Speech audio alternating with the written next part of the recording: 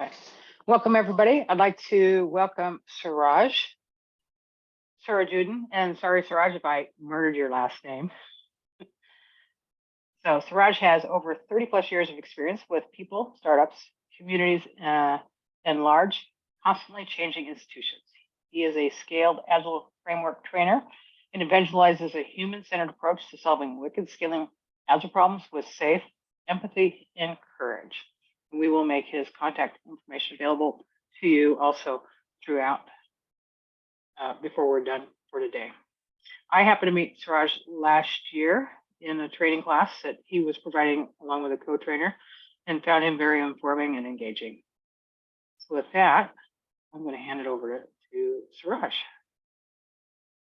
Thank you, Dorothy. So nice to meet all of you, and thank you for coming. I'm also very glad to see a few known faces, so thank you so much. I love Rhode Island. I've really enjoyed my times there. I used to consult at Citizens Bank, so I would be in Rhode Island for half my time. I think it's Providence, if I'm not mistaken, the headquarters, and then I'd have to go to Boston, downtown for other work. So looking forward to be back there. These days, I'm actually a student at Harvard, so I'm frequently in the Boston, Rhode Island area. So happy to be back in your towns one of these days, and I look forward to meeting some of you in real life. I'm currently based in San Antonio, Texas. I run a consulting practice, and for the last, I'd say, 14 years, I've been involved with the creators of Scaled Agile Framework in implementing and learning and growing with SAFe. You can see from Dorothy and Krishna that I've trained some of these people. These professionals are called SPCs, SAFe Program Consultants. They're the sort of what you would call as the change agents and train the trainers who do this work. I've trained 3,000 of these people in the last 10 years. And it's a significant output. I expect that someone from Scaled Agile would have done this kind of an output. And through that, and then through the experience of learning, applying, and experimenting, I've come out with a few ideas that I'd like to share. And that's what this presentation is about. I'm happy to share a few stories. I'm very curious to hear your stories. Dorothy, I'm not sure what the Q&A format you would propose. I'm open to whatever you and your organization would propose. So please let me know how you'd like to take questions, during, after. What is your preference? We're open to any way that you'd like to have the questions. Yeah. So I'm going to let you all decide how you want to ask questions. Feel free to pop in, interrupt, add a story. I just want to caution you that I'm not very active on the chat. I can see a few messages on the chat. So if you can, chime in, that'll be a good way for me to get your attention. And if not, then I'll rely on someone to alert me and provide that help. Okay, so let me first open up my slide. But in the meanwhile, how is my audio? Is it working for all of you? Is it clear? You want me to speak louder, slower? What is working for you? Good? Sounds good Okay. to me. Awesome. Yeah, and keep the feedback coming. Okay. All right. So then next thing would be for me to share my slides and tell me if this is working for you. Are you getting it? Huh? Okay. So then we are going to start. Thank you. All right. So I actually don't know where to begin. So I'm going to make a very tentative start and then let you guide me on where we want to go together as a group. Okay, so if I assume that we are a wicked problem, and I'll be talking about the definition of wicked problems in a few minutes, but if we are a wicked problem, it's really important to let the group decide what they want to do. That emergence of the group, that property of allowing the group to let itself be expressed is extremely important. That's probably, you could call that as a rule number 1 or 2 when you're working with a wicked problem. Okay, so with that, let me see if I can go to the next slide. Okay, I have 4 topics to share from my side. I'm happy for you to chime in, move forward, go back and forth. Anything is fine. And then I'd like to hear from you, and I've not, kept that as a separate item. I think it's probably, part of all of this. Okay, so topic number 1 is the context of wicked problems, and then 2 is using Scaled Agile Framework to help in the quote unquote solving of wicked problems. I'll explain why I'm using quotes also. And then where does empathy and courage come into this picture? I wonder if everybody knows the definition of a wicked problem. Why don't you just let me know? My understanding of the definition of a wicked problem is something that had the unknown unknowns, right? A problem that just has, you just don't know what you don't know. Mm. Is that what when you say wicked problem, is that what you're meaning? I'm going to define what Okay. I have a construct around it, but I want to hear from y'all. What is a wicked problem for y'all? Let's go there. Well, Siraj, for me, it's a problem that does not let me sleep. Ha! Wow. Okay. That's a good one, man. Okay. Someone else? My experience is it's something we've absolutely never done before, and we just don't know what we're going to run into. Okay. I think from my perspective, it's something we've tried to solve and we haven't been successful, maybe multiple times. Thank you, Adam. Okay. Anybody else? I'll take the stab. Maybe a wicked problem is something that we do not know. What are we really trying to solve, or what is the solution? Probably we're just kind of hindering on that. Okay. Okay. Anybody else?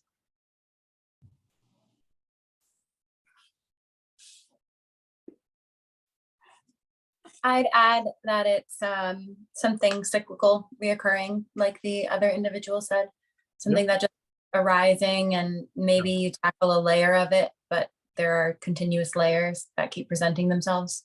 Yeah. Okay. I'll first give, I really believe in science. So I want to give you a textbook definition and then some nuances about that. Okay. So the first research or the declaration of the phrase wicked problems happened in 1970s by 2 scientists, Horst Rittel and Melvin Weber. And they had multiple choices of names, wicked, vicious, tricky, malignant, and aggressive. And they choose, wicked because it met certain criteria. And I'll talk about those criteria also. But after these 2 gentlemen, a particular set of scientists decide to bring it together. And this is a very good book if you want to read and know more. And I can assure you, from whatever I've read about some of your profiles or heard from you, you are in a wicked problem zone. That is a good book for you to read. Joseph Bentley and Michael Toff. Okay. And I like the definition that was given in the 70s. I love it. I like the way these guys, talk. And what they said is science has developed to deal with tame problems. So wicked problems are problems that science has not learned to deal with. That's a all-encompassing definition, according to me. That really captures a lot. I hope that helps you. I hope it doesn't confuse you, but there is, access to resources that I've provided in these books. Okay. I'll give you one or 2 more ideas, not more, because it'll be too theoretical then. Okay. So the title of this work, this topic is solving, blah, blah, blah, right? But the scientists who figured out this phrase say you cannot actually solve a wicked problem.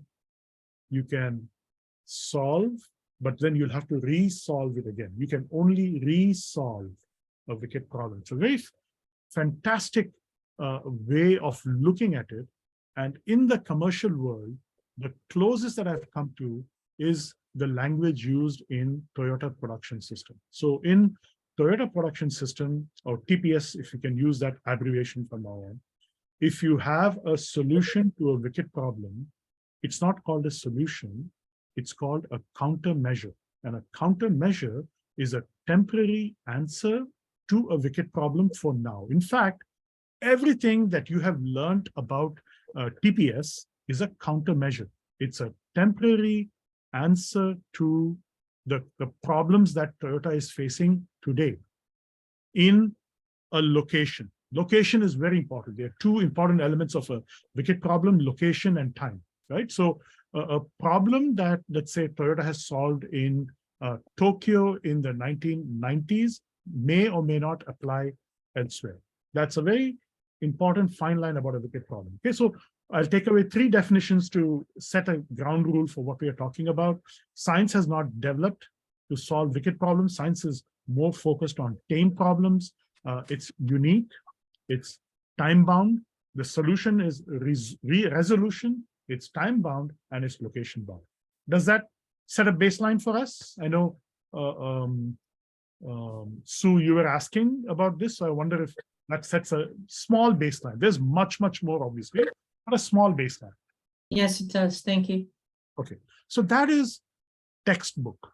I want to move into the world of commerce and our world of agile technology and scaled agile, because words are cheap. A picture speaks 1,000 words. Okay, so here is a wicked problem for you. Have you seen this before? Anyone? What is this? It's a program board with the team objectives, dependencies. You got it. You got it. And the key word there was dependencies, Nishta. Okay. Yeah. Here's a second picture. Look at that. One, in this case, at least one board was enough. In this case, one board was not enough to do what they were trying to tell in a previous story, right?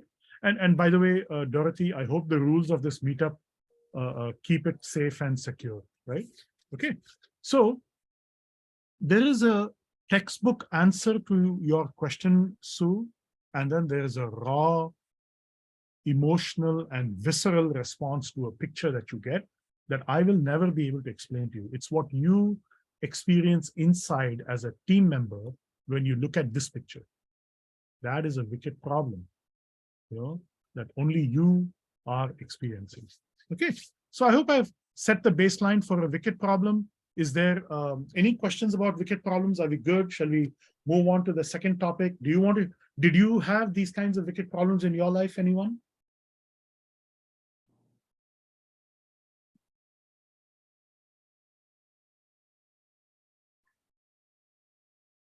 I see Adam Darmstadt is here. He and I work together at Roche. Yeah, hi, Siraj. Hi. We were in a wicked problem a few years ago. We were, what you just described, what a wicked problem is, I feel like I mostly tried to solve wicked problem and was on a wrong path. I should have looked for temporary countermeasures. Yes, that's right. Yeah. Well, good luck to all of us. So I'm going to move to the second set of stories. You know, as again, you know, feel free to move me back and forth if you have a stop somewhere. Okay, so I'm moving to the second story if this presentation allows me to.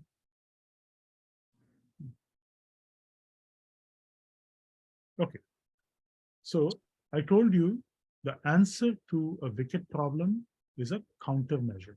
Okay, and another way to look at a countermeasure is I have a hypothesis and I'm going to solve the hypothesis I have about the wicked problem through an instrument. Okay, so an instrument is, in my case, Toyota production system is an instrument. Okay, Another one, I hope some of you have been reading these books. The Goal by Eliyahu Goldratt talks about a 5-step process for identifying problems or what he calls as bottlenecks or constraints. And then he goes on to evaluating the theory of constraints and so on and so forth. I think the theory of constraints is an amazing instrument to solve wicked problems. Another one which has emerged in the last, I'd say maybe 10 years, I could be wrong, it could be longer than that, but I'm familiar with it for 10 years, is the Cynefin framework. So I'd give you 3 other frameworks to look at. First one is Eliyahu Goldratt's theory of constraints. Second one is TPS, and the third one is Cynefin framework. Okay, I'm using a Hey, plan. Siraj, Yeah? sorry. No, go ahead. What is the third one? Can you spell that out? That's a good thing. I've never heard of that. I've heard of the other No, ones. I know. It is a Welsh name, and I don't want to butcher the name, so I'm going to ask someone to Google that for me. Okay, it's Cynefin with a C and an F in it, believe it or not. Okay, so good luck. Someone Google, put it on the chat here, and we'll have that resource added. So just hang on for a few minutes. Okay. Okay. So 3 other possible instruments to help you solve your problem. The first base of all these approaches is to have a hypothesis that simplicity is essential. Okay, and the real there we go. Thank you, Suhakin. I appreciate your help. Right, and the real way for you to look at a wicked problem is to decide how to approach the wicked problem. Approaching the wicked problem is more important than solving, or as they technically call it, resolving a wicked problem. So my advice to us is your approach should be about simplicity. You start with simplicity. Don't go to the complex, don't go to the multiple problems, And so if we were to talk about applying SAFe towards a wicked problem, I would begin with simplicity. And that simplicity is what they call as essential SAFe. If there are multiple patterns in SAFe, some of you might be familiar with it, some of you might have learned it. I want to just zoom in on one pattern called essential SAFe. Now, I'm not actually going to teach essential SAFe because this is more about applying SAFe. So I'm assuming that you all are familiar with it. You've learned it, and if not, just Google it. It's freely available, essential SAFe, right? So you start with simplicity in SAFe. And the approach I have when I apply SAFe is I will bend SAFe to the wicked problem. I won't bend the problem to SAFe. You see that? Huh? It's a very fine and subtle difference in language, right? So if I want to bend SAFe to the wicked problem, what should I do? Come on. I heard some of you are SPCs.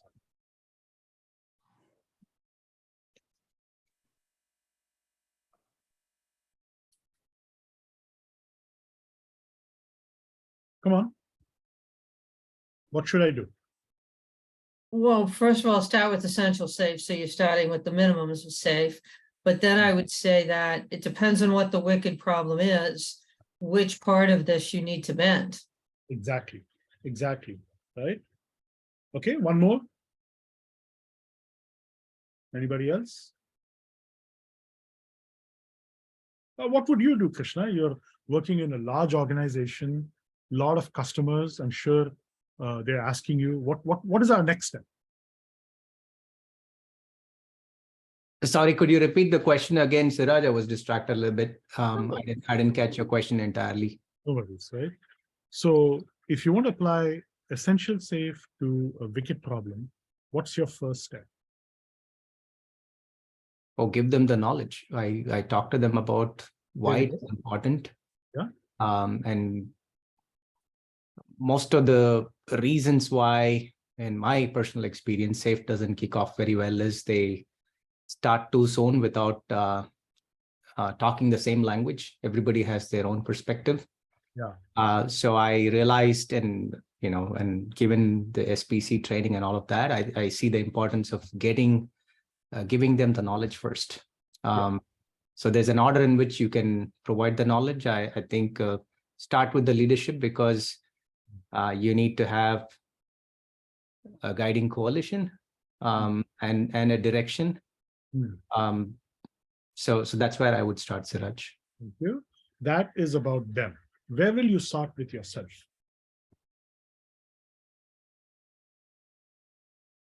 As a coach, by connecting with them and providing the workshop. Okay, I'll give you a different approach.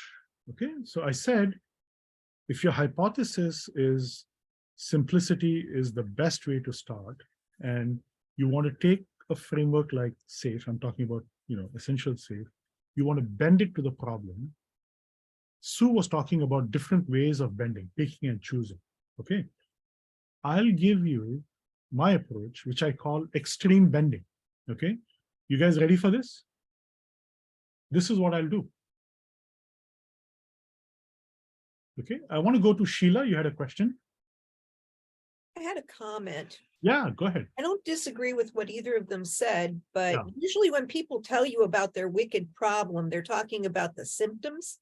Yeah, So I'd want to know what the underlying cause of the problem is, so I know where I want to bend. wow, cool. Wow, great. You have to read that book, Sheila and friends. One of the most, earth-shattering ideas about a wicked problem is a wicked problem hides its root cause from you. It only shares the top level problems with you. So you have to solve that. Then the next one, so you have to solve that again. That's how the phrase of you can only resolve a wicked problem comes into being. It's an onion and you keep peeling the layer. Okay. Good, thank you. All right, so back to Siraj, this. can I ask? Yeah, of course. Now, having an analogy to a disease or a health issue, if you solve for symptoms, you're not going to address the root cause, right? So by your way of saying, I'll peel the layers and start solving the layers. Are we not trying to address the symptoms and not getting to the root cause at the first go? Yeah, but I think where Sheila was going and where I was going was the first symptom will emerge, and then the second will emerge later when you counter solve the first one, then the third one, and so on and so forth. It's a slowly revealing deep problem. I hope that helps you, Krishna. It's not our intention to confuse you. No, understood. I have a different thought process, but we'll take it offline. Sure. Yeah, I might have the same different thought process, because usually what I do is try to find out, they tell you the symptoms, but the symptoms are constrained by whatever process they have in place, which may be the problem. Yeah. Yeah. So I usually want to peel some of those layers before I try to do anything else. Yeah. I'll give you another interesting advice, because I keep talking about this onion layer, and then Erica, I'll come to you after that. One of the helpful advices given in that book is that every countermeasure, every solution you come up with, every symptom helps to solve the overall wicked problem significantly. It's a step in the right direction. Okay. Erica, please, your thoughts or questions or comments?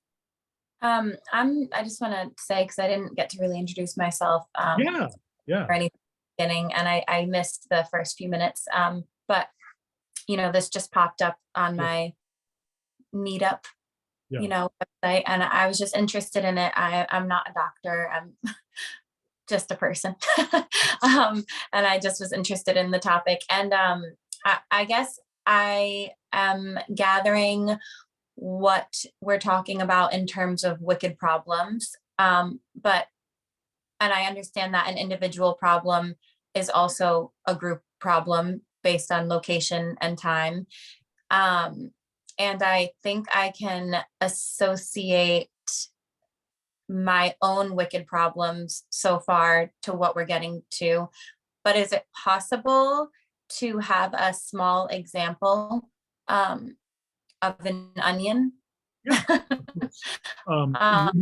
Would you benefit from like a commercial example that I was talking about earlier, or a social problem that all of us go through anyway? I think a social problem. I work mostly with social problems on a day-to-day basis. Great. I'll give you one that I'm talking about right now and working with right now. Okay. So the US government, I hope most of you are based in US, so this context will help, is giving subsidies and funding many universities in the United States to come up with ways for climate change and to reduce the amount of methane in our environment. Okay, that's a known fact. This is running into millions of dollars because we have a problem of climate issue right now, and one of the biggest causes of this is the methane gas. Is that a social concern that you're aware of or have heard of? Yes. Okay, that's one aspect of the problem. I'll take you to the other end of this problem that you might be familiar with. The US government is giving subsidies of, on an average, $20,000 for every farmer in the US for their cows, which are the biggest source of methane emissions in the world. Do you see this? Yes. This is a wicked problem. There is no answer to this problem. Shall I promote my agriculture and animal husbandry industry, which is the foundation of America is farming, or should I take care of my climate and the problems that are happening? There is no straightforward answer to this. This is a classic wicked problem from a social world. Does that help you a little bit? Yes, very much. Thank you. Awesome. Okay. Okay. So now I'm going to move in slightly into the commercial world back again, talking about applying SAFe. And by the way, for those of you who are not familiar with this, SAFe has been used mostly for technology type problem solutions. The examples I gave you in these two pictures are about technology type problems, but now it's also moving into the business world. And what I'm talking about is extreme bending, right? So I look at this picture, my hypothesis is I need to start with a blank slate. That is how I need to start. Okay. So then Sue Harkins, you said, what pieces of the puzzle work, right? So then I'll go back, I'll pick a couple of pieces, I don't know what is the nature of the, problem that my customer has, but I'm going to say that, my customer might benefit from a Scrum Master, might benefit from a product owner, might benefit from Scrum, might benefit from extreme programming, might benefit from customer centricity and design thinking principles. So 1, 2, 3, 4, 5, 6. Okay. That is all I will take to my extreme bending in the next page. That's it. What do you think?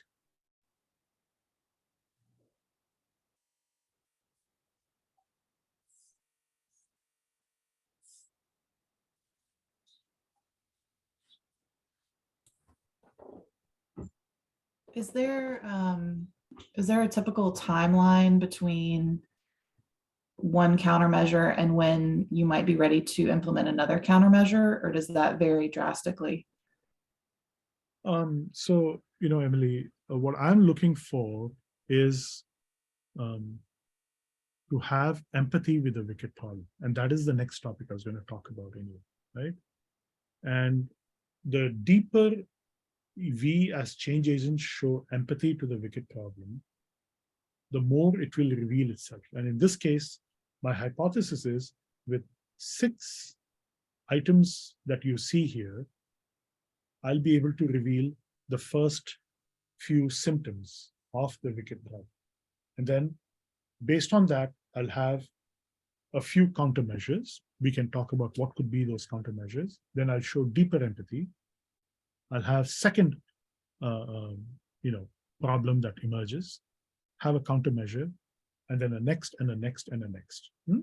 Does that sort of help you see where I'm going with this idea, Emily? It does. Thank you. Keep it coming. Great. So I have a Yeah. comment. So when I think of Scaled Agile, I think of like it being principle based. Like in order to implement SAFe, you need to really understand the principles behind it. And based on an understanding of those principles, then you can know what things to apply. So I think it makes sense, but you can't do it in a vacuum. It has to be based on the context and understanding of the principles. And then I like what you were saying. I've heard that Lean and Agile don't necessarily solve our problems, but they'll uncover the problems. Like they'll uncover constraints and bottlenecks and waste. And I think that makes a lot of sense to start peeling back the onion. Are you familiar with these 10 SAFe principles, Adam? Because I wouldn't want to go in deep into it if it doesn't make sense. I am. I'm an SPC, recent SPC. Great. Congratulations. So then Thanks. there are 10 SAFe principles. Again, extreme bending asks you not to apply all 10 at the same time. Pick one or two. Start simple. That's it. And if you want my clue, principle number 6 is the best approach to elevate and visualize the next symptom. It's also the principle that shows the most empathy for the wicked problem. Okay. All right. Other questions about extreme bending or wicked problems with a scaling situation? Okay, so let me close this and then I'll again move to the next one. Okay. So you've got this. Now let's go to empathy. Okay, so my definition of empathy is to become empty. That's what it is. You start fresh. You start, as I described in the previous one, if you remember, right? You start completely fresh. Okay, and then you start listening to the problem, right? And the wicked problem wants to express itself, wants to tell you a story, and so you have to start listening. And my approach is about listening to it in individuals, listening to it in small groups, and then listening to it in big groups. So I'll show you a couple of pictures of what we did, and then I'm happy to take your questions and comments and things like that. Okay, so I'll start here. This is a bunch of, let's say small groups. You can see a lot of other groups there, but I chose this group for some specific reason, right? They are talking about their wicked problems that they are going through personally. Okay, that listening to the wicked problem at a personal level to me is very important. I think that that which is deeply personal is the most collective. That I firmly believe in that after doing this exercise. So this is at a small level, you could say 5-6 people doing it. Okay, then I take it to the next level. So it's the same group that you see here. There are probably about, I'd say, 100, maybe 150 people. All of them are sharing their stories with each other. So that's one way to express empathy for the wicked problem. You express it at a personal level, at a small group level, and then a large group level. Okay, so you've got all this information, and then you express it in the form of pictures and words. So that's where I'm going to go to next. So I hope that you're following the story along, and I hope that it's all a narrative that makes sense. So here we go. Here's the first picture.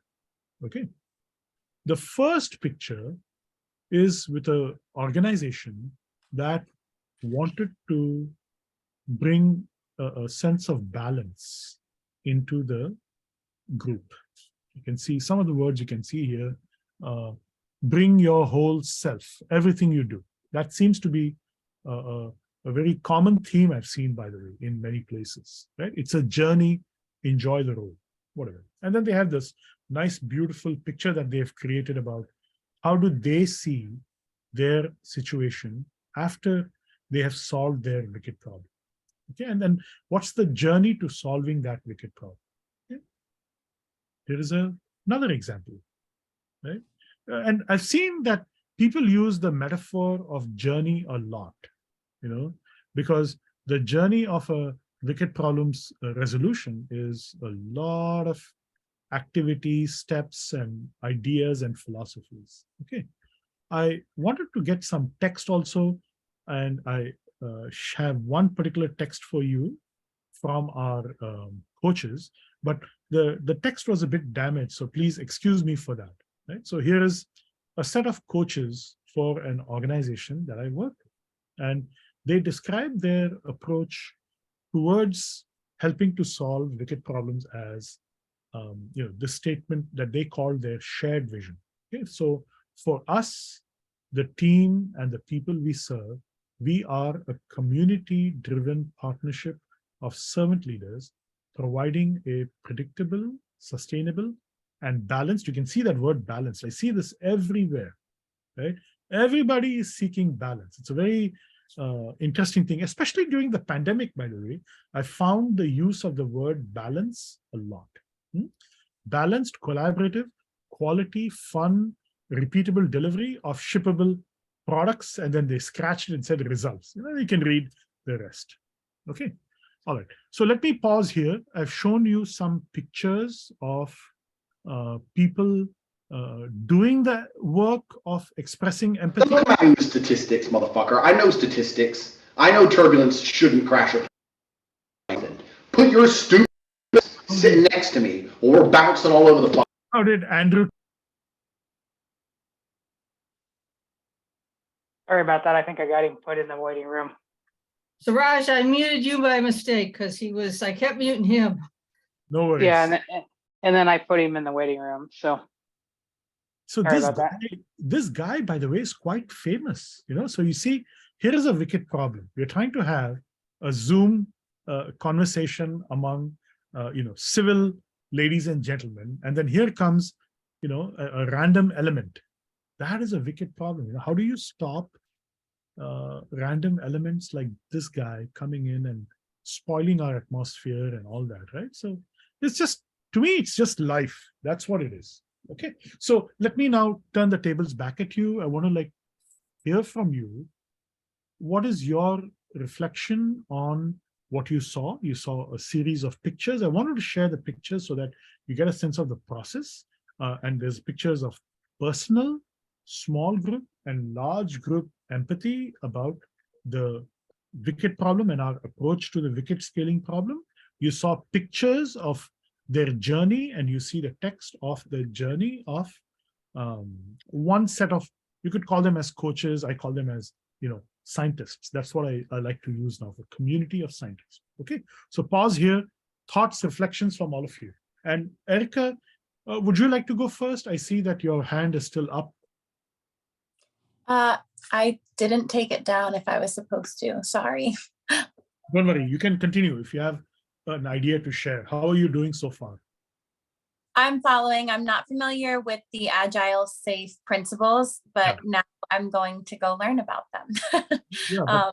We are beyond Agile principles. This is more about personal empathy and collective empathy. Yeah, I think I'd like to hear a few other people first, and then maybe input if that's okay. Yeah, of course. All right, who wants to go next?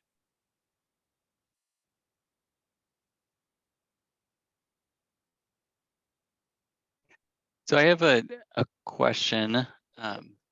It sounds like these pictures and that's written is getting towards, I don't know, a vision of where they want to go, what they want to do. And I'm wondering what what questions do you ask when you're listening Yeah. to help get towards that, Yeah. this outcome? Because Yeah. it seems like if I want to listen with empathy Yeah. and understand the personal side of a wicked problem, Yeah. it would be more around like, well, what are you struggling with? Yeah. And less around like the vision of where they want to be. Yeah. And the best way to answer that would be one of these pictures, right? And if I would just, put a line here, I'd like to see what would this look like for you? What would this place and time look like for you? What would this time and place look like for you? What is the wicked problem from here? And then what's the next one to here? What's the next one to here? And I wouldn't use a lot of words. I would let them figure it out. That's how I would do it. In fact, if you go back to one of the pictures, you'll see that the amount of space given to people to write down their notes is, let me see if I can go back a little bit. You can see, right? It's probably a small card, right? And I try to give minimal guidance. I don't try to give a lot of guidance. And I let the group decide what are the elements of the journey that they want to achieve balance. This will throw out emerging wicked problems that you haven't anticipated. Because if you walk into this, remember, the first step I told you is to be completely empty, right? You walk into this with a framing question. You're walking into it with a whole section of ideas that are shut out. You're asking the group to bring out those wicked problems in the ways of the journey. Okay, does that get you close to where you want to go, Adam? I know you want to be helpful to the people who are doing the work. That I know. Yeah, it seems like the way you're describing the journey picture is, it almost seems like you would start with this road. Yeah. You say, here's the beginning of our journey, draw some pictures of what it feels like at this point. What does it feel like at a midpoint, at an end point? Yeah. And just let the group come up with the ideas of how to express that. Yeah. So please remember that in these contexts, I am not going through the wicked problem. These people are going through it. They know it much better. They are living it than you and I. Okay. Does that give you some resolution to where you want to go with your question? Yeah. Okay. All right. We keep it coming. Okay. Who's next? Siraj, I have a question rather than Yeah. a comment, just so I appreciate what's being shared on the screen, right?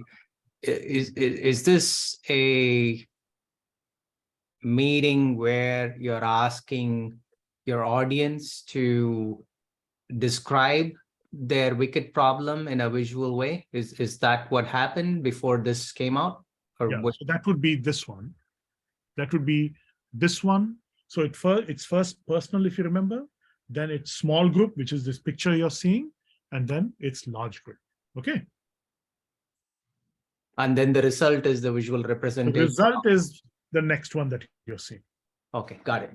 Now I'm able to connect all the concepts together, because I think somewhere there was a disconnect in me understanding it. Yeah, thank you. And I'm sure I also have to explain it better. So now Erica first and then Sheila next. So when you're bridging the personal to the Yeah. small group and then the large group, Yeah. are you finding that the personal problems are consistent among all individuals, or there's something on each of their lists that is kind of leading to a consistency among the group? Yeah, so that is what I said, that which is deeply personal is the most collective. Okay, So right. if you see the small group over here, or all these people in the other slide that you saw, right? If they're talking about very superficial problems, they will not be able to connect. To connect with all the human beings in this Zoom room or in all these people, You have to be talking about something deeply personal.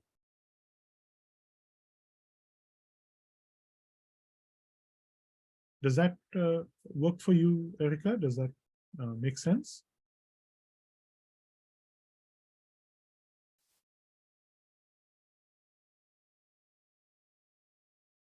Can you see me, folks? We can. Okay. All right. Next is Sheila. Okay, so my question is, what does the map actually represent then? Is it Yeah, is please it go ahead. problems that they need that will need to be resolved, or is it a map to the solution, or both? Let me talk about this one because I'm more familiar with this. In fact, I was part of the group that created this. I think that this is a journey. The journey has many stops which talk about solving these wicked problems along the journey. Okay? So obviously, what you see at the end, it looks like it's a balloon or something. Now I don't remember it, but that would be their shared vision. That when they reach this point, and that could be like a, let's say, 2-year journey, so to speak, all these things will happen. Midpoint somewhere over here, I can see a yin yang. Again, remember I told you that word balance. So I think maybe around midpoint, they have achieved a balance. That's the best I can think of. Like maybe around here in this state that you see here, they've achieved some kind of a process or flow. That's what that diagram looks to me to represent, Sheila. I hope that helps you. That's the best I can express this diagram for you from. So when you looked at that big, the room with the people talking about the wicked problem. Yeah. This would be the layers to the wicked problem represented there. Yes. Okay. Because the layers are an element of time and the journey is an element of time, right? Mhm. Yeah. Very good. Oh, thank you. That was a very good question for me personally, by the way. Okay. Nishta, you're next. Yeah, I was looking at that picture, Siraj, if you could put it back. Which one? I thought the one that you were just sharing, the map one with the balloon. Yeah. Balloon. Yeah, that's a good way to describe it. Right. How I'm conceptualizing this based on the conversation, I feel people are discussing maybe the ideas and they're coming to an agreement on every part. This is how we will approach to the problem. Maybe that's what they are trying to depict here, that this is the way we'll solve it at this point to reach here. At this point, we'll do this way. And then finally, as a team, collaboratively, we reach to the destination. That's a great point you make. And I want to zoom in on the word agreement. Okay. The reason I zoom in on that is because the word agreement, in whatever context you're doing it, if it's a wicked problem context, it has to be inclusive. Yeah. Okay. And it has to be a true agreement of inclusivity. It cannot be, this is what we can do. That might not express empathy to the larger wicked problem. Right. Allow the next problem to emerge. That's my understanding as of now. Okay. Thank you. Oh, welcome. Great questions, by the way. Okay. Shall we move forward to the next one? Okay. Good. Thank you. Keep it coming. Okay. So I believe we've spoken about empathy. Okay. Oh, by the way, here's one more. Again, see this, I keep seeing these elements of journeys everywhere. This is, another group. I don't know what is DPO, but my imagine is that they're a group called DPO and they have this shared vision. Look at this line that I see here, achieve balance, So one of the not proven but temporary hypothesis I have is when you as an individual, your team as a small group, or your organization as a large group does not have balance, it's because of a wicked problem. There is, through the emergence of the word balance numerous times, I think that a wicked problem is a part of not having balance in personal life or group life or organizational life. Okay, so therefore, one of the hypotheses I have when I approach a wicked scaling problem is that a scaling problem needs a shared vision to help uncover by empathy. See that? it's by process of doing this that I've come to the logical conclusion that the way to approach a wicked problem is to have a shared vision first. And therefore, to have a shared vision, I need the personal vision of the individuals. Remember the small groups? That's what it builds up to. Okay. So Sheila, Nishta, I hope that sort of wraps a story around all your questions, because you were asking, what am I doing and what are the steps, right? Adam, you were also asking that, right? So in a very roundabout way, it took me, I'd say, close to 5 to 10 years to discover this, that when I come across a wicked problem, I start with emptiness. So start with empty. I bend the framework. I discover the personal challenges and the personal journey of the individual, the collective journey of the organization. Through that, we create a shared vision, and a shared vision is the best response to begin working with a wicked problem. Now, Krishna, I can do what you said, which is education. Okay. And in my humble experience, Krishna, doing education without a shared vision for a wicked problem is sometimes a waste of time. Would you accept or challenge that statement I made? For a problem, the kind you're sharing, socioeconomic problems, I would agree. For an enterprise, organization, having been working in large enterprises, I doubt how to achieve a share. There are different ways to achieve a shared vision, but it generally starts with a spark, and a need and a vision from somebody, and then people orient around it and they align automatically. How you bring alignment, you have various ways to do that. I don't know if this is the way that I will use in an enterprise context. Great. Thank you. I appreciate that. Awesome. Okay. I have a question. In this this framework that you've laid out, how long do you typically allow the few pieces of the essential safe to be used before you would do this type of listening? I will do this type of listening first. That's what is the conversation between me and Krishna, if you can see. I do this first, and for your information, this particular exercise would have taken us, I'd say, maybe 2 hours. It was a bit long. It was before pandemic. You can see it's all face-to-face. I'd probably give it 2 hours, maybe 2.5 hours, Adam, before I arrive at this, and then go and apply Essential Safe, which is your question. So from this, go to Essential Safe. I'd probably give it, I'd say, maybe 6 to 8 weeks. That would be my best attempt, I would say. That's a reasonable time frame to test if it's working or not. Okay. Yeah. All right. Let's go to, also being time conscious, by the way, folks, we have 30 more minutes. So let's go to something deeply personal and interesting. I'm sure you all will love it. So we spoke about what is a wicked problem. We spoke about applying safe by bending safe. We spoke about expressing empathy to allow the problem to emerge and create a shared vision, right? Now, let's talk about courage. Okay. Courage is a very,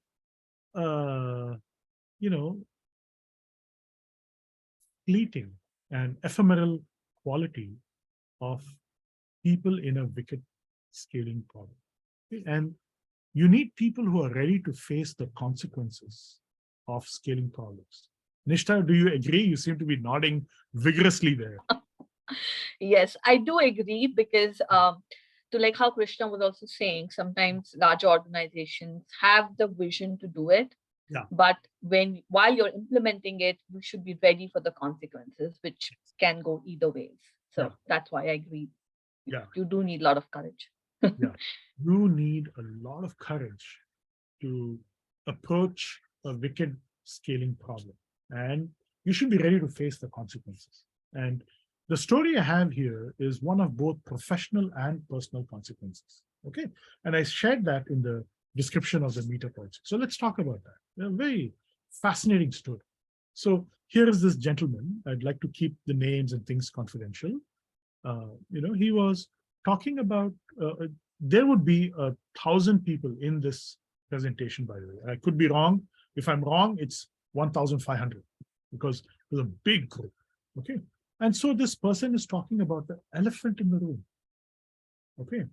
And the elephant in the room, and I'm moving ahead, because I don't want to talk a lot about that. It's the same gentleman here also, by the way.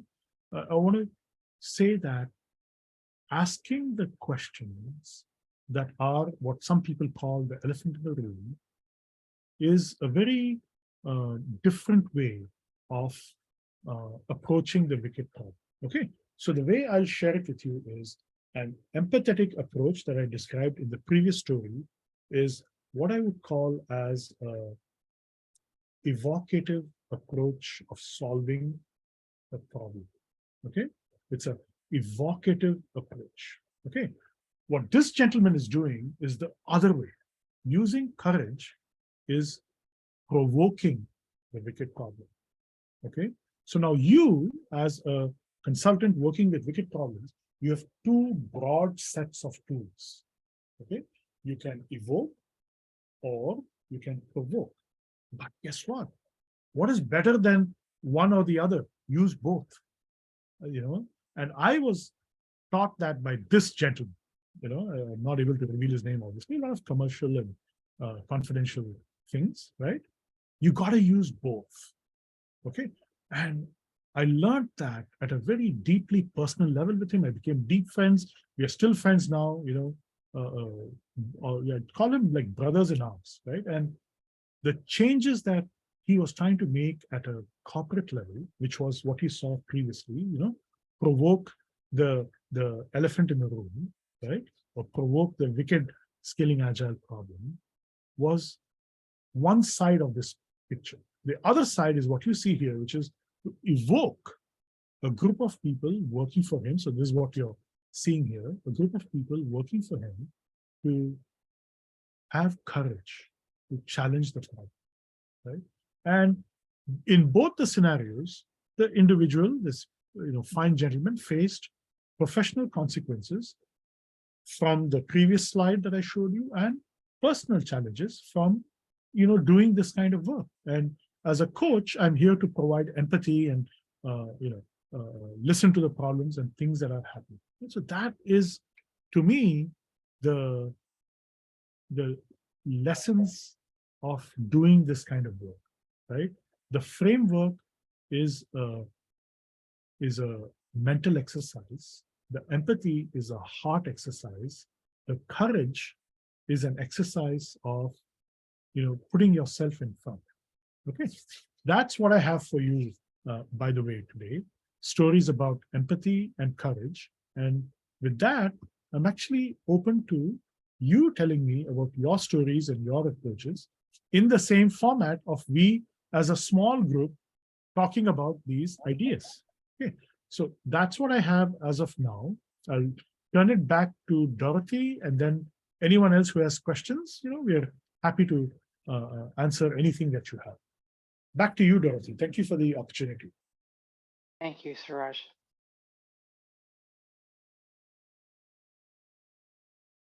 Question, Siraj, Dorothy, if I may. Go ahead. Yeah. So Siraj, you talked about bending and extreme bending, and then I had to Google to look it up because I was not used to that terminology being used for solutioning, right? I learned that it's a band-aid solution when you don't have a permanent solution. So now it makes sense the way you said, when you don't have a permanent solution to a problem, you address the symptoms one layer at a time because you are not able to find out what the root cause is immediately. So you got to keep doing something until you go to the next layer, then you solve. So now it makes sense to me. Yeah. So can you give an example?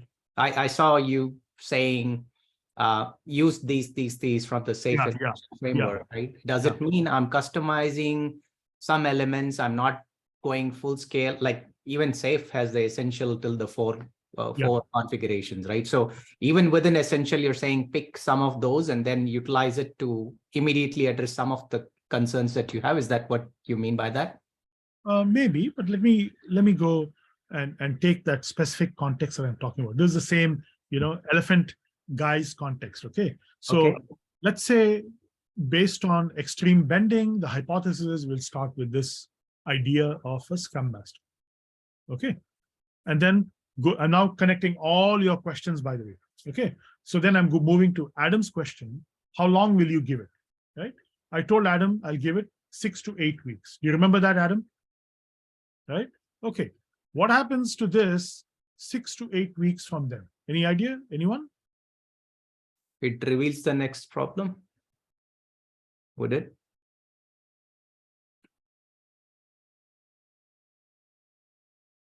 Maybe you try a different subset of things, either you add to it or start from scratch again.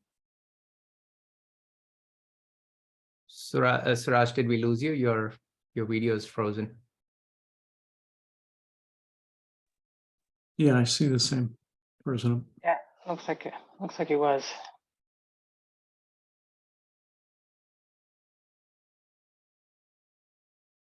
I'm still trying to understand the bending versus extreme bending terminology. If anyone can shed some light while Siraj returns. I think he's saying, I think the bending versus extreme bending is essential safe is these are the things you need to be safe, right? At the smallest level. Yeah. Saying throw that concept away and start with a blank slate and only pull in those items in extent essential safe that you need. Yep. That's how I understood it. I would have used customizing, but yeah, no, that's fine. Yep. Hi, folks. Sorry, I lost my Zoom. Okay, so I want to close the story. I'm not sure where you are. Shall I close that story? Huh? So the most interesting thing, and Adam, you will enjoy this, right? 6 to 8 weeks down the line, and maybe there was some gap in the duration, that role was scrapped and a new role was brought in. Because as per the experiment of 6 to 8 weeks, or maybe it was 6 to 8 months, I'm not sure, whatever it was, the role did not help to solve the problem. Do you believe that, Adam? Mhm. Huh? So Yeah. a new role was brought in Mhm. instead of that role. And to me, that is a way of extreme bending. You're questioning the validity of every tool in your toolkit. I have a follow-on question to that. Yeah. Are you familiar with the concept of shuhari? Yeah. Okay. The way that I understand it is like you need to be willing to try the principles, like learn the principles well enough that you've maybe not mastered them, but you're comfortable with them and you can consistently follow them, and then you can start to break the rules. Yeah. How does that fall into play? Because I would think if an organization tried to use Scrum Masters for 6 weeks and then like got rid of Scrum Masters, they just didn't give it enough time. No, I'm wrong in terms of the length of time. I'm sure it was a significant amount of time before they made that shift. Okay. Yeah. But it's still like whether it was 6 weeks or 6 months, I think in a way this idea of bending is different than shuhari, where shuhari is you almost have to like trust the principles and trust a model and work through growing pains and a learning curve. And then once you feel comfortable with it, then you can bend. Yeah, I appreciate that. And I would say that the shuhari technique is applied to crafts that are thousands of years old, deeply rooted in the culture of Japan and other maybe countries. But that's what I know about shuhari. It doesn't apply to frameworks that are themselves in the shu stage of their life. Yeah. Okay. That's fair. Yeah. And the concept of wicked problems, if in nature it does exist for centuries, but we are aware as a science hardly for 50 years. Yeah. So it's I think some people, and I probably could be accused of this, is I take the frameworks and the principles as like dogma, like these are true, and we shouldn't like divert from them. But you're saying these principles and these frameworks are so young that it's better in most cases just start with a blank slate, and let the organization learn and adapt. Yeah, I definitely think so. Yeah. And I firmly believe that the people going through the wicked problem are the best people to solve their wicked problems. I firmly believe in that. I believe that too. Yeah. I have another question. Of course, yeah. So I work in an organization. I'm not a consultant. So I work full time in a company, and I don't think I could get permission to hold this type of empathy event. Yeah. Right? Like it just is too expensive. And time consuming. So could you have a similar impact by doing it just through conversations, like going to person or small groups or like sub teams, and asking them like, what are you struggling with? Yeah. And maybe you can, like, we have Scrum Masters in our organization. You could leverage Scrum Masters to help have those kind of conversations, and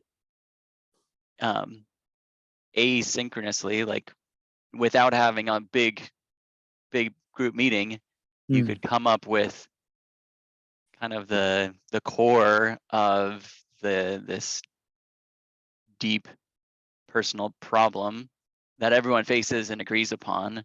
And then as you start to share that story, people will resonate with it, and then more organically can work towards a solution.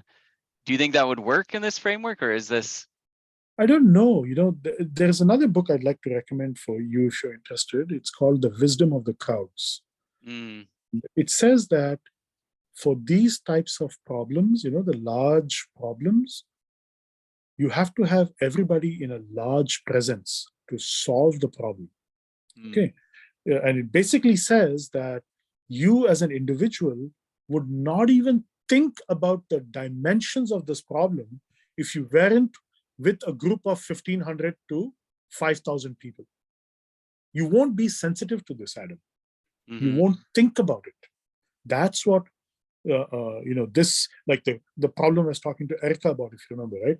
$20,000 of subsidies on one side times, let's say, 10 million farmers. You see the nature of that problem? And then on the other side, if I shared with you that what I heard is every cow gives out 4,000 tons of methane in a year.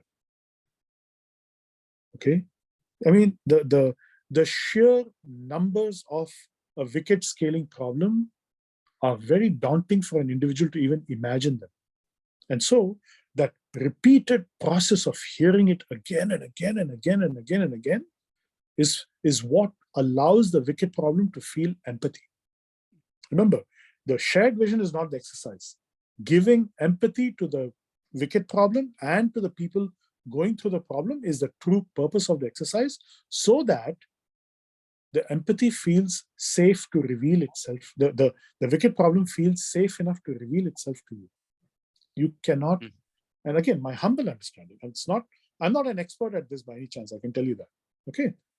You cannot reveal those problems in a small group or one-to-one setting. You can have a conversation. Yeah, it's like there's a magic that comes from bringing together I should put that in my, there's a magic here. And you said that your organization, you're doubtful whether it will work. The pictures I showed you are one of the most conservative organizations in the world. We are talking about thousands and 2,000s of people doing this kind of work. Don't prejudge people.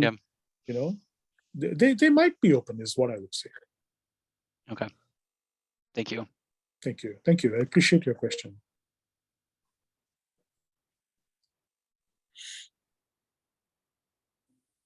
Thank you. I'm going to hand over to Doug. He's going to do our closing.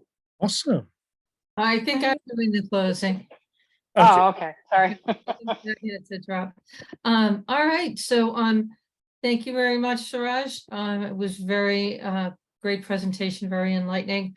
I hope everybody joins us next month, on March 21st for Minding Our Memory, Challenges and Training Techniques. And it's presented by Kalina Terzieva and Wayne Hetherington. Ah, I know Wayne. He'll be good. That's great. Well, thank you very much, everyone, for attending, and sorry about getting Zoom bombed. I Could I did. just say one more Yes. thing? Possibly. Yeah. Pardon me? Yes, Sarah. Questions? I didn't, I raised my hand a little too late, I guess. But I had just been kind of brewing upon a thought. I work with the homeless population. I am in the midst of the wicked problem in my city and trying to avidly work in that space. And I really enjoyed hearing a lesson that I've heard a million times over about empathy, but never hearing it in the way of emptying myself. But you do have to empty yourself to get to empathy, even baseline just for yourself, to even deal with any issue at all. So I really appreciated that. But I guess something that stands out to me in dealing with myself and the populations that I often encounter and resonate with as someone who is not far away from those problems, but also working to try to solve them, with some people who are very far away from the problems and kind of being in the middle as someone who's very close to them and could be experiencing them and has experienced them on some levels, and also be someone that has access to spaces that where people are trying to solve them but don't have the same issues and never have. Yeah. And there's a lot of money involved in it on one end. Yeah. And then when it comes to space and empathy, there's just a lack of it for the people experiencing the problem. Yeah. So I guess if you're looking at a model of trying to get a large group of people to look at an issue, and there are people amidst that space that are experiencing the wicked problem, but have no space, no way to empty themselves to get empathy, that's a wicked problem in and of itself. Absolutely. Absolutely. So one of the key missions I'm working on in my city is actually space. We actually have a lot of organizations popping up that are like space to heal, space to feel free. I don't know. That's kind of what I was sitting on. And I know we have to, but is there anything you could maybe chime I'll in? give you two ideas right away. I'll give you a quick one and a long-term one. A quick one, if first of all, I empathize with your work. I absolutely have a lot of respect for the type of work you're doing. Okay. Secondly, before the pandemic, I think your wicked was very wicked. But after the pandemic, space, I would like to offer you that space is not a problem. There are hundreds and hundreds of companies, warehouses, restaurants and shops that are actually empty right now. You can just go make a proper appeal to someone. And I know that if you, let's say, reach 100 people, you will get someone to say yes. On a third level, please reach out to me on LinkedIn. I have probably, I'd say, a dozen people I can connect you with in this particular aspect of homelessness. If you want to Google people who are doing this kind of work, I'm happy to help you with that. But there are a ton of resources available. You need to be deeply perseverant about this. This is, I don't know how to say this to you, but it's very difficult. Now, Yes. there's a website which I can't remember the name of, I always get it wrong, that Yeah. helps generate ideas. It's like innovative structures, or does anybody know that website I'm talking about? Structure innovations, or it has a whole list of different ways to generate ideas. It's at the tip of my tongue, but I can't, no one knows which one I'm talking about. No. Oh, it has just a whole bunch of techniques to bring a bunch of people together on different ways to generate ideas from them. As soon as we end this call, I'll remember. Yeah, Nasu, I recollect, I was working for a company here in Charlotte. It's an enterprise. They have, as part of their corporate responsibility, they allow employees to go and participate in building homes for homeless. Oh. So there'll be sponsors who are giving the space, but then you also need labor, which is expensive. So we are allowed to go and participate in like a 2-day off and a home building activity. So like what Siraj said, a lot of enterprise corporations have a corporate social responsibility thing going, and that's part of sustainability at other initiatives. So definitely, I think connecting with the right people. I see the WSOC has a in their website that says how to reach and how to take help. Amazing. You guys have all the answers right here. I'm glad you asked, Erica. You've got so many people helping you out. Yeah, thank you. If you don't mind sharing some of that in the chat, I actually just created a LinkedIn because I realized I really needed one. Yep. So I will definitely find some of you on there if you're able and willing to share. Absolutely. Please connect. All right, back to you, Dorothy, or Sue, or whoever is doing the closing. So thank you very much for attending. We are recording this. We'll stop the recording in a minute and we'll put it out onto our Agile Rhode Island YouTube. And we hope to see you next month for, oh shoot, I'm sorry. I just closed it, what I was looking at. I hope to see you next month on March 21st for our session, our March session. Thank you. All right, everybody. Bye-bye.